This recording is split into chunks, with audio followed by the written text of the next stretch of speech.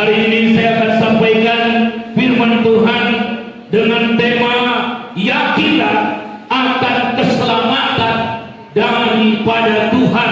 Ini tema khotbah saya hari ini, saudaraku. Yakin akan keselamatan, akan pertolongan Tuhan, akan kesembuhan dari Tuhan. Ya, yakin itu, saudaraku.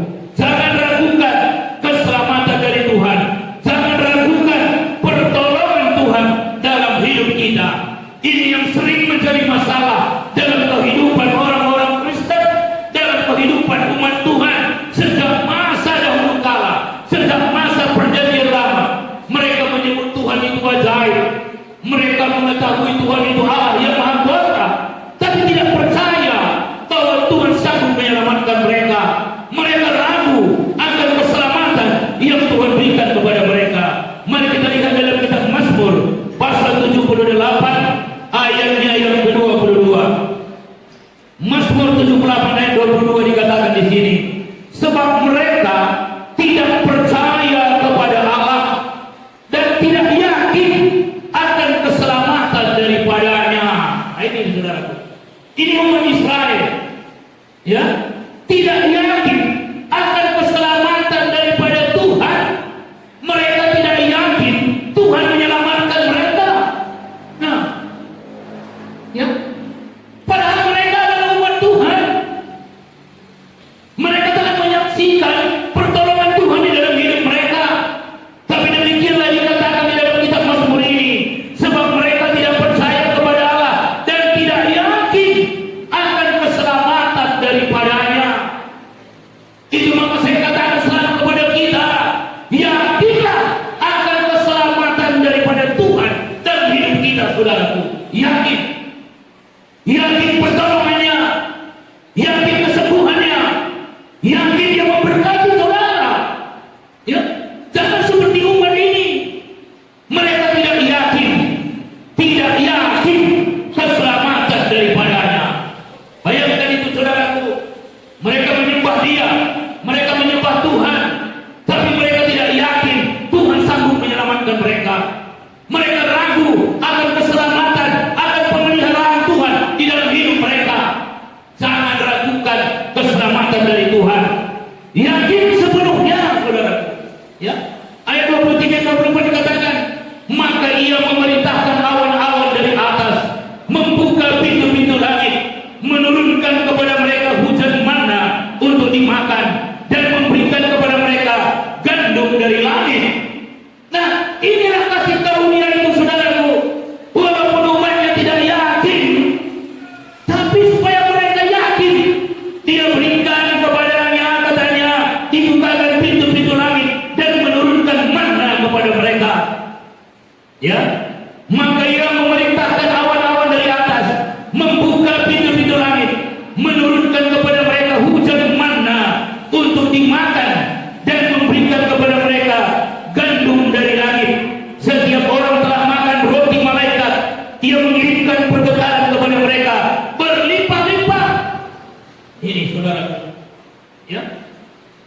Tapi saudaraku, mereka tadinya tidak yakin akan keselamatan daripada Tuhan. Nah, saudara dan saya bukan hanya diberikan manna. Manna itu berbicara, itu adalah bayangan tentang datangnya roti surga yang sesungguhnya, yaitu Yesus Kristus, saudara.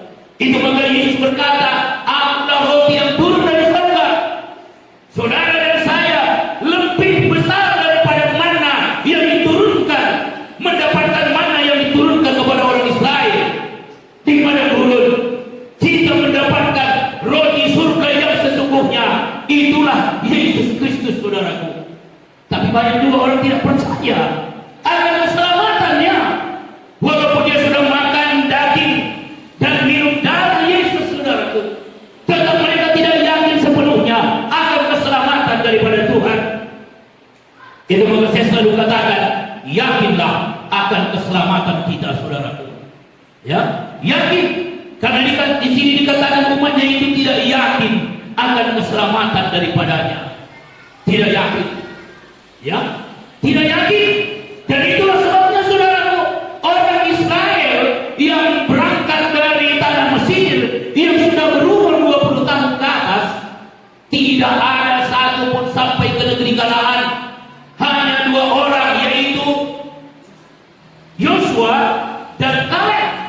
Hanya 2 orang ini yang sampai ke negeri perjanjian, ke negeri Kanaan yang dijanjikan oleh Tuhan, yang untuk mereka dibawa ke sana. Tapi hanya 2 orang ini yang sampai. Jadi semua yang sampai itu ada yang lahir di perjalanan, dan yang umurnya belum 20 tahun. Semua yang sudah umurnya 20 tahun ke atas, tidak ada satu pun sampai ke negeri perjanjian selain daripada Yosua dan Kaleb. Masalahnya apa? Ini tidak yakin akan keselamatan daripadanya. Itu satu masalahnya. Karena dia tidak yakin, itu maka saya selalu berkata, yakinlah akan karya Tuhan, akan keselamatan daripada Tuhan. Jangan pernah ragukan, saudaraku. Dia menyelamatkan kita, Dia menebus kita, Dia membenarkan kita. Yakin sepenuh-penuhnya, tanpa ragu sedikit pun. Hanya itu masalahnya orang Israel ini tidak sampai, karena mereka tidak yakin akan keselamatan daripadanya. Mereka selalu meragukan, ya, jangan-jangan kami nanti tersesat di padang gurun, jangan-jangan nanti kami mati kepanasan terik, jangan-jangan kami nanti mati ditelan binatang buas. Itu saja yang selalu diragukannya di dalam perjalanan menuju negeri Kanaan itu. Mereka tidak memiliki keyakinan yang mantap. Aku harus sampai, aku mesti sampai, aku yakin aku sampai karena Tuhan yang menuntun kami. Tidak demikian, saudara. Hanya Yosua dan Kaleb lah yang berkata demikian. Jangan kau ragu, kita akan pasti menduduki negeri perjanjian itu. Karena Tuhan yang kita sembah, katanya, saudara, jauh lebih hebat daripada orang-orang Kanaan itu, orang-orang enak yang mendiaminya, orang-orang raksasa yang mendiaminya. Nah, walaupun sudah Yosua katakan dan Kaleb demikian, umat itu juga tetap tidak percaya. Bahkan dia berkata, lebih baik kami kembali saja ke Mesir. Itu sudah dikatakan, saudara. Ya, makanya sulit kali membuat orang percaya. Ya, tapi saya selalu gambarkan supaya kita percaya, karena kita diselamatkan hanya dengan percaya, saudara, dengan iman. Dan dikatakan dalam firman Tuhan, tanpa iman orang tidak diselamatkan, tanpa percaya orang tidak mendapatkan apa-apa dari Tuhan. Ini semua buang segala keraguan dalam hidup saudara, dalam pikiran saudara, dalam hati saudara. Percayai keselamatan dari Tuhan, percayai kekudusan dari Tuhan, percayai kebenaran dari Tuhan. Nah, mari kita baca selanjutnya dalam kitab Matius pasal 1 ayat 21.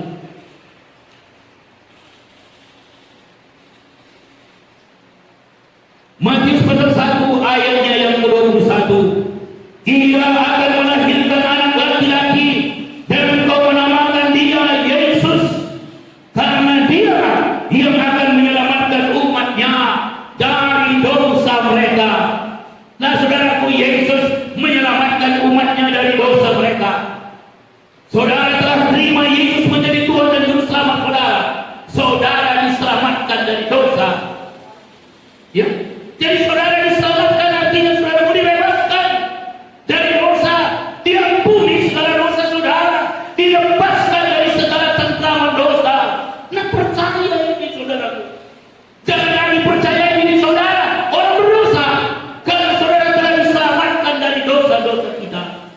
Dialah yang menyelamatkan umatnya dari dosa mereka. Dan dia telah lakukan itu, saudaraku. Bagaimana dia menyelamatkan kita dari dosa kita? Ya, harganya sangat mahal dan tidak sanggup kita membelinya. Itu sebabnya keselamatan itu bagi kita gratis, bukan karena murah, bukan karena murahan, tapi karena tidak dapat kita bayar, saudara. Itu maka diberikan kepada kita gratis, karena dengan apapun yang kita miliki tidak dapat kita beli. Saking begitu mahalnya, karena harga keselamatan kita adalah pengorbanan Yesus di atas kayu salib. Itulah harga penebusan saudara. Itulah harga penebusan saja. Jadi kalau orang meragukan penebusannya, berarti dia menganggap bahwa Yesus Kristus itu tidak ada apa-apanya. Ya, kalau dia ragu penebusannya, berarti dia berpikir, dia berpercaya bahwa Yesus itu tidak berkuasa, darahnya tidak memiliki dampak apa-apa. Ya, padahal sudah dikatakan dia yang menyelamatkan kita dari dosa-dosa kita, dan kita telah terima dia menjadi Tuhan dan Juru Selamat kita. Makanya seharusnya percaya bahwa kita bukan lagi orang berdosa. Percaya bahwa semua dosa kita telah diselesaikan karena dia yang telah tebus satu kali untuk selama-lamanya. Jadi perlu percaya. Jangan seperti umat yang di perjanjian lama tadi, mereka tidak percaya akan keselamatan daripada Tuhan. Akibatnya mereka tidak sampai ke negeri perjanjian. Ya, tidak sampai, saudara. Begitu juga dengan di zaman perjanjian baru ini. Banyak orang tidak yakin sepenuhnya akan keselamatan di dalam Yesus Kristus. Tidak yakin sepenuhnya bahwa keselamatannya sudah diselesaikan Tuhan. Ya, itu kepercayaan yang salah. Itu kepercayaan membuat dia, saudaraku, tidak sampai nantinya. Karena sebagaimana orang berpikir tentang dirinya, demikianlah ia. Makanya berpikirlah seperti yang Tuhan katakan. Kalau dia katakan dia telah menebus kita dari dosa kita, dia percaya semua dosa kita telah ditebus, tidak ada yang tersisa. Itu maka saya tidak pernah melihat diri lagi, saya lagi orang yang berdosa, dan itulah yang diperkenankan Tuhan. Iblis mau supaya saudara tetap melihat diri saudara orang yang berdosa, supaya bagaimana? Supaya kuasa penebusan yang Tuhan telah berikan tidak berlaku dalam hidup saudara. Tidak berlaku. Kalau saudara tidak yakin dosa saudara sudah ditebus, maka firman Tuhan yang berkata, dia yang menyelamatkan umatnya dari dosa mereka, tidak berlaku bagi dia. Tidak berlaku, karena firman itu hanya berlaku bagi orang yang percaya, bagi orang yang meyakininya, saudaraku. Keselamatan kita karena iman, karena percaya. Mari selanjutnya kita lihat di dalam kitab 2 Timotius 1 ayat 9. 2 Timotius 1 ayat 9.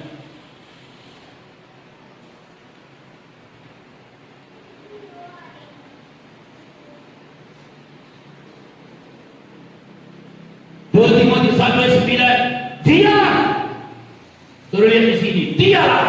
Jadi bukan saya, bukan saudara. Dialah. Siapa itu? Yesus. Nah, lihat ini. Dia yang menyelamatkan kita. Ini saudaraku. Dialah yang menyelamatkan kita. Ya, dialah yang menyelamatkan kita dan memanggil kita dengan panggilan kudus. Ini bukan berdasarkan perbuatan kita, bukan berdasarkan perbuatan kita, melainkan berdasarkan maksud dan kasih karunia-Nya sendiri yang telah dikaruniakannya kepada kita dalam Kristus Yesus sebelum permulaan zaman. Inilah saudaraku, keselamatan itu Dia yang menyelamatkan kita, bukan berdasarkan perbuatan kita, tapi berdasarkan kasih karunia-Nya. Tapi sudah lihat, kebanyakan orang Kristen hari-hari ini meletakkan keselamatannya berdasarkan perbuatannya. Berdasarkan perbuatannya. Ini sangat berbahaya, saudara. Karena keselamatannya dia tidak letakkan di dalam dia. Makanya dia tidak yakin sepenuhnya dia masuk surga. Dan bahkan memang benar tidak masuk surga. Karena keselamatan yang dia percayai berbeda dengan keselamatan yang dikatakan oleh firman Tuhan. Ya, berbeda. Orang-orang Kristen kebanyakan mempercayai keselamatannya berdasarkan perbuatannya hari ini, berdasarkan doanya, berdasarkan perbuatannya, berdasarkan puasanya. Nah, saudara, salah. Ini saudara, firman Tuhan katakan, Dialah yang menyelamatkan kita. Itu dia. Jadi bukan yang lain. kita. Kita tidak sanggup menyelamatkan kita. Tidak sanggup, saudara. Hari pertama kali dikatakan dialah yang menyelamatkan kita dan memanggil kita dengan panggilan tulus. Dasarnya apa? Bukan berdasarkan perbuatan kita. Ya, bukan berdasarkan perbuatan kita. Apakah itu perbuatan yang baik, perbuatan yang mulia? Tidak berdasarkan itu. Bukan berdasarkan perbuatan kita, melainkan berdasarkan maksud. Nah ini, jadi kasih karunia ini adalah maksud dan kehendak Tuhan, melainkan berdasarkan maksud dan kasih karunia-Nya sendiri. Jadi saudara dan saya diselamatkan berdasarkan kasih karunia-Nya. Itulah maksudnya, itulah kehendaknya, dan Dialah yang menyelamatkan kita. Nah saudara, ini harus benar-benar saudara dan saya tanamkan di dalam hati nurani saudara, sehingga saudara memiliki keyakinan yang pasti, memiliki keselamatan yang pasti. Dan inilah iman yang benar, saudara. Iman yang benar.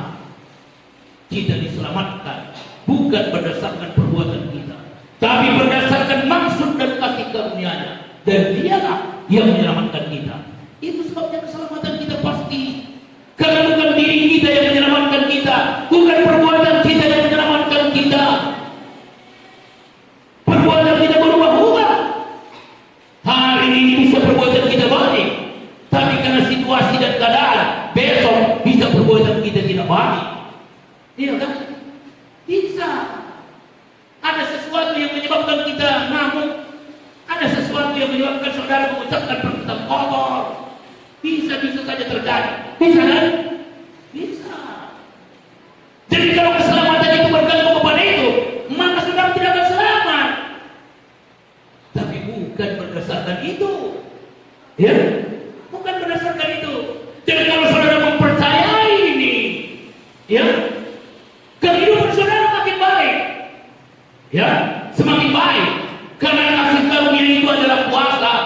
Kasih karunia itu memiliki power merubah hidup kita kepada kehendak Tuhan, kepada maksud Tuhan. Karena ini adalah maksudnya, berdasarkan maksud dan kasih karunia-Nya. Berarti kalau saudara percaya kepada kasih karunia-Nya, saudara akan dituntun, saudara akan dibawa kepada maksud Tuhan dalam seluruh kehidupan saudara, dalam seluruh tingkah laku saudara, dalam seluruh tutur kata saudara akan dituntun kepada maksudnya, saudara. Jadi Dialah yang menyelamatkan kita. Dia berdasarkan maksud dan kasih karunia-Nya. Makanya percaya keselamatan daripadanya. Jangan seperti umat Tuhan yang dikatakan dalam kitab Mazmur tadi, mereka tidak yakin, mereka tidak percaya keselamatan daripada Tuhan. Saudara dan saya percaya keselamatan daripada Tuhan. Percaya saudara telah diselamatkan. Percaya saudara diberkati Tuhan. Ya, percaya saudara dibenarkan Tuhan. Mari selanjutnya kita lihat lagi firman-Nya dalam kitab Lukas 19 ayat 10. Kitab Lukas 19 ayat 10.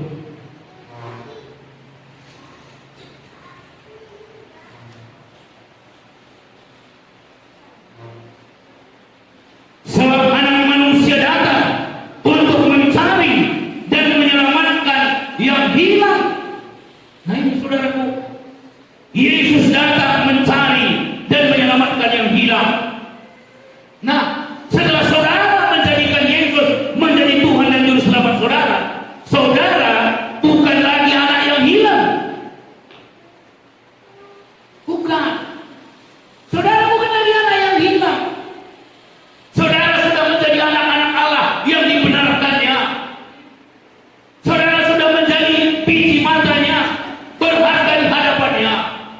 Ini saudaraku, Dia datang untuk mencari dan menyelamatkan yang hilang. Begitu kita terima Dia menjadi Tuhan dan Juru Selamat kita, kita bukan lagi orang yang terhilang, tapi orang yang berada di rumah Bapa. Ya, berada di rumah Bapa. Sama seperti anak bungsu yang sebelumnya anak yang hilang. Tapi waktu dia kembali, dia bukan lagi menjadi anak yang hilang, dia menjadi anak kesayangan Bapa. Amin. Demikianlah saudara dan saya tadi, anak kesayangan Bapa, bukan lagi anak yang terhilang. Jadi jangan posisikan diri saudara anak yang terhilang hari ini. Ya, bukan lagi anak yang terhilang, tapi anak kesayangan Bapa. Lihat diri saudara, anak kesayangan Bapa. Yohanes 3 ayat 17.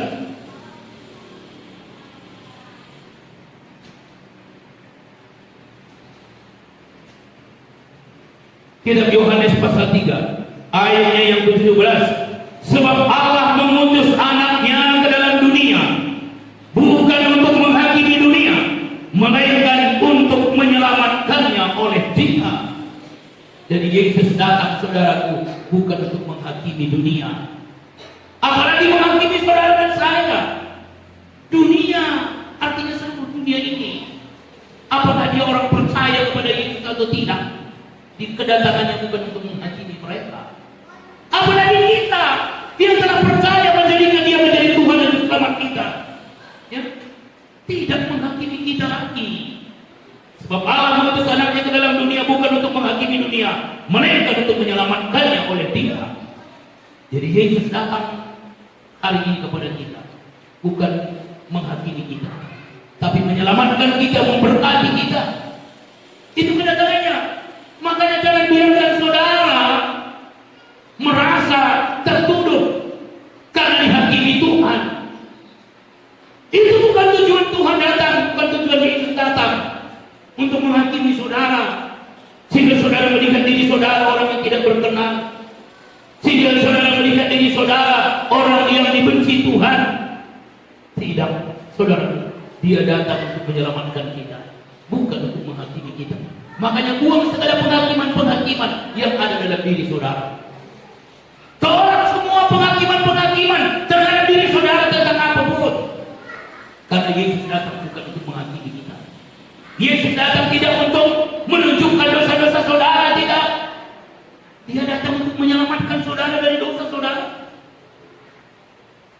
Dia datang menyatakan kepada saudara bahwa dosa saudara sudah diampuninya. Ya, itu kedatangannya, saudaraku. Tapi kebanyakan orang Kristen hari ini yang dia sadari selalu adalah dosanya. Sepanjang hari yang dia sadari adalah dosanya. Ya, ada satu gereja, saudara, tiap minggu disuruh cuma itu ke depan mengakukan dosa. Tiap minggu, inilah dosa. Berdoalah sama aku setiap minggu itu. Minggu depan lagi, inilah dosaku. Berdoalah supaya aku diampuni Tuhan. Tiap minggu ada, berarti tiap minggu orang itu berdosa, kan? Tiap minggu melakukan dosa. Kenapa? Karena yang dia sadari adalah dosanya. Semakin seseorang menyadari dosanya, maka dia semakin hidup di dalam dosa. Itu, saudara. Ya, semakin dia menyadari dirinya orang berdosa, maka dia semakin bergelimang di dalam dosa. Itu maka jangan sadari lagi saudara orang berdosa. Sadari saudara orang yang telah ditebus Tuhan, orang yang dosanya telah diampuni Tuhan, orang yang telah diselamatkan dari dosanya, orang yang telah dibenarkannya, orang yang telah dikuduskannya. Dan itulah kedatangan Yesus. Dan Dia mau kita menyadari itu sepenuhnya. Dia mau kita mempercayai sepenuhnya apa yang telah Dia kerjakan, saudara. Apa yang telah Dia selesaikan di kayu salib. Semuanya tujuannya supaya kita menyadari kita ini orang yang telah diselamatkannya, kita ini orang yang telah dibenarkannya, kita ini orang yang telah diperkenankannya, kita ini adalah orang-orang yang menerima keselamatan yang pasti di dalam Dia. Di dalam Dia oleh karena kemurahan kasih karunia-Nya. Itu yang Dia mau saudara dan saya percayai. Bukan seperti umat perjanjian lama tadi, tidak yakin akan keselamatan daripada Tuhan. Ya, tapi saudara dan saya yakinlah sepenuhnya. Jangan lagi kutuki diri saudara. Jangan, saudaraku, karena Tuhan tidak lagi mengutuk kita, bahkan Dia telah membatalkan segala kutuk yang ada dalam hukum Taurat terhadap saudara dan saya. Ya, makanya jangan lagi mengutuki diri sendiri. Saya mengakui beginilah, saya mengakui orang tidak berguna lah. Ada begitu kan?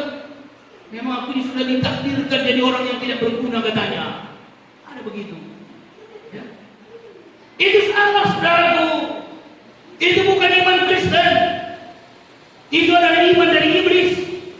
Itu adalah kepercayaan yang ditanamkan iblis dalam diri seseorang, supaya dia mempercayai dia orang yang tidak berguna, dan jadilah kepadanya seperti yang dia percaya. Kan begitu. Makanya saudaraku, jangan percayai kepercayaan yang salah dalam hidup kita. Percaya yang benar dan percaya dengan benar. Bagaimana percaya dengan benar? Percaya seperti yang dikatakan Tuhan kepada kita, seperti yang difirmankan Tuhan kepada kita. Jelas sekali semua ayatnya, jelas sekali semua firman-Nya, bahwa saudara dan saya bukan lagi orang yang berdosa.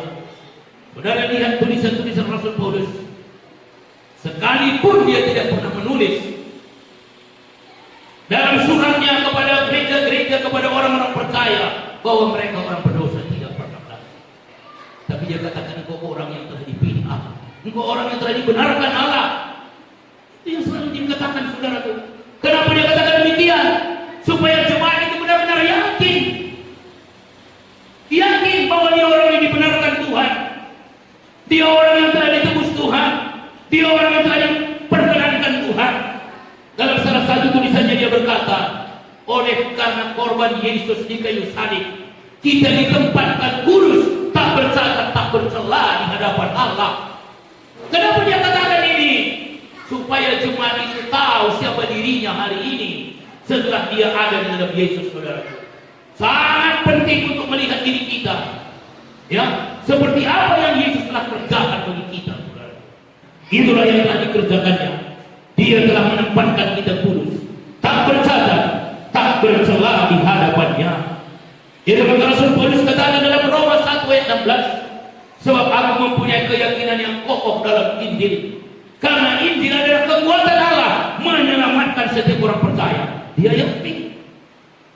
Dalam kitab Mazmur tadi mereka tidak yakin. Umat yang dikatakan dalam kitab Mazmur tadi tidak yakin akan keselamatan daripada Tuhan. Berbeda dengan Rasul Paulus dalam kitab Roma 1 ayat 16. Mari kita lihat saudaraku, Roma pasal 1 ayat 16. Sebab aku mempunyai keyakinan yang kokoh dalam Injil, Injil kasih karunia, ya, Roma 1 ayat 16. Ini dia. Sebab aku mempunyai keyakinan yang kokoh dalam Injil, karena Injil adalah kekuatan Allah. Lihat, Injil itu bukan kekuatan manusia, bukan kekuatan saya, bukan kekuatan saudara untuk menyelamatkan saudara, tapi kekuatan Allah yang menyelamatkan setiap orang yang percaya, tidak menjadi seorang suku apapun dia, dari latar belakang apapun dia. Kalau dia percaya kepada kekuatan Allah, dia pasti selamat. Karena kekuatan Allah tidak bisa gagal.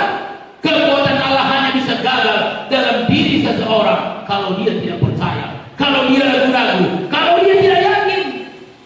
Itu maka Paulus katakan, aku memiliki keyakinan yang kokoh di dalam Injil, karena Injil itu adalah kekuatan Allah.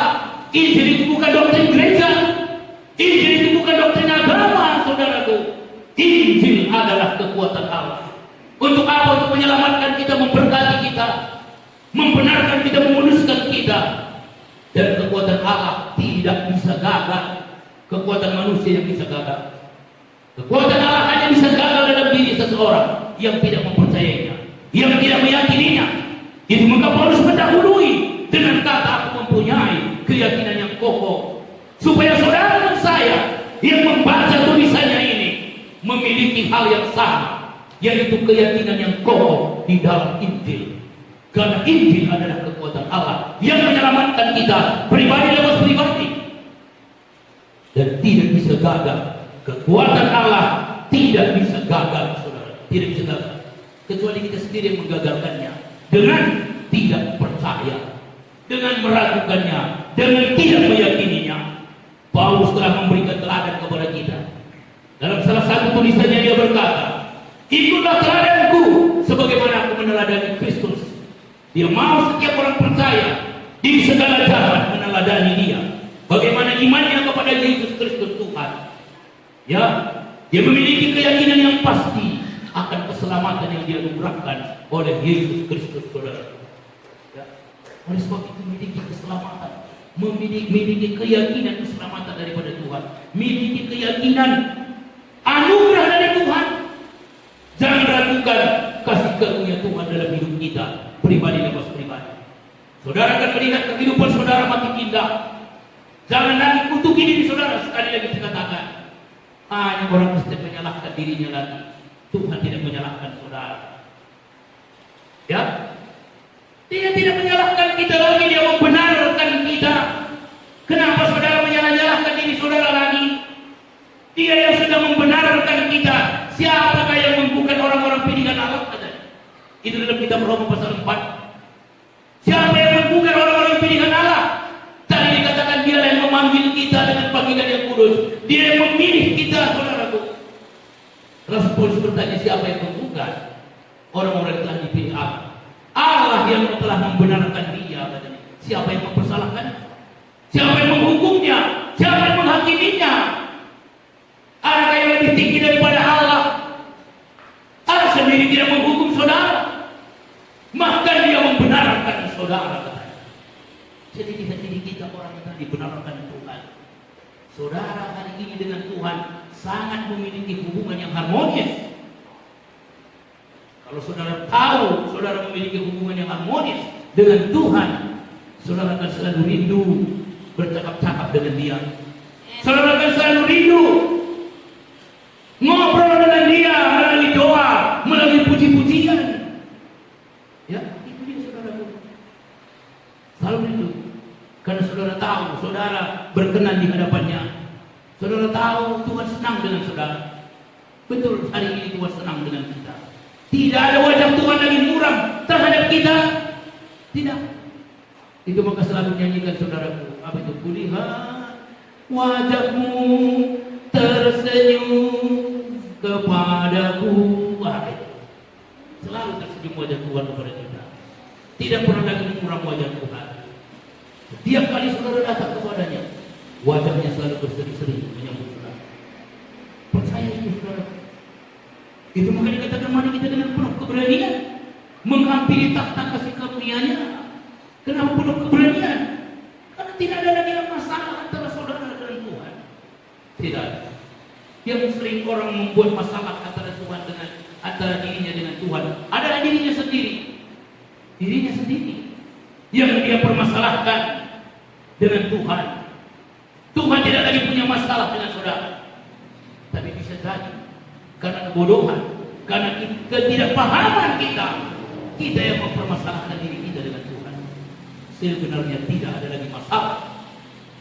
Tidak ada lagi dinding pemisah antara Tuhan dengan kita. Semuanya sudah dirubuhkan, saudaraku.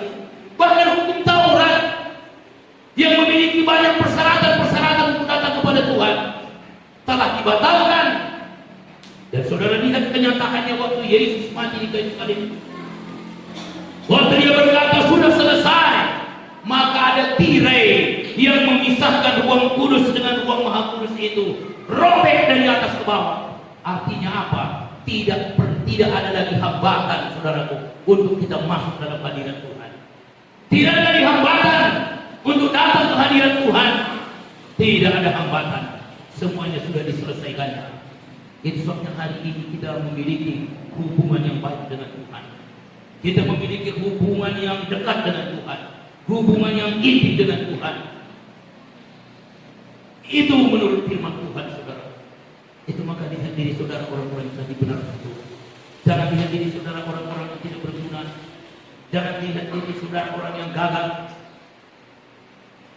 Tapi lihat diri saudara orang yang berhasil, orang yang diberkati Tuhan. Perkatakan saudaraku, perkatakan selalu, aku orang yang diberkati Tuhan. Masa depanku masa depan yang diberkati Tuhan. Perjalanan hidupku makin hari makin indah seperti rembang tengah hari.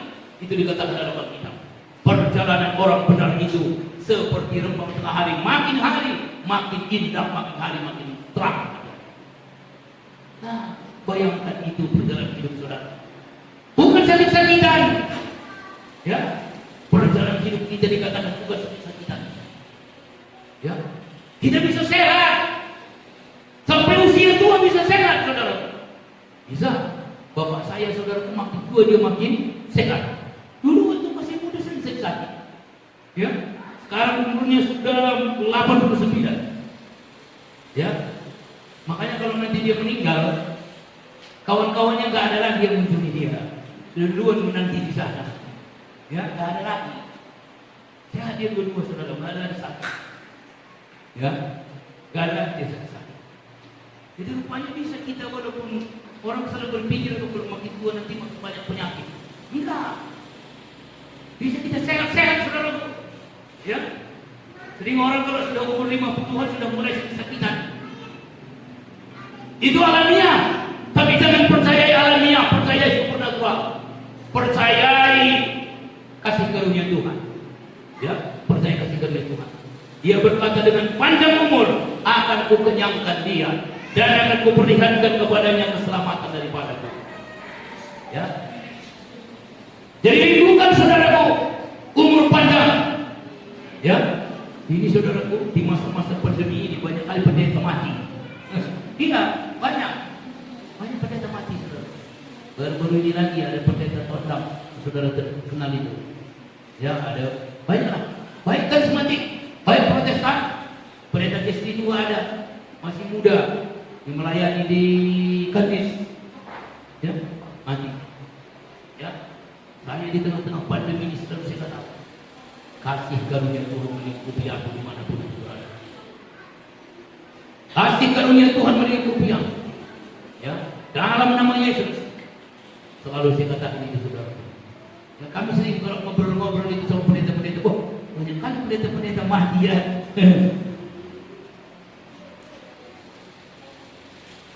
Kita yakin kebaikan Tuhan dalam hidup kita.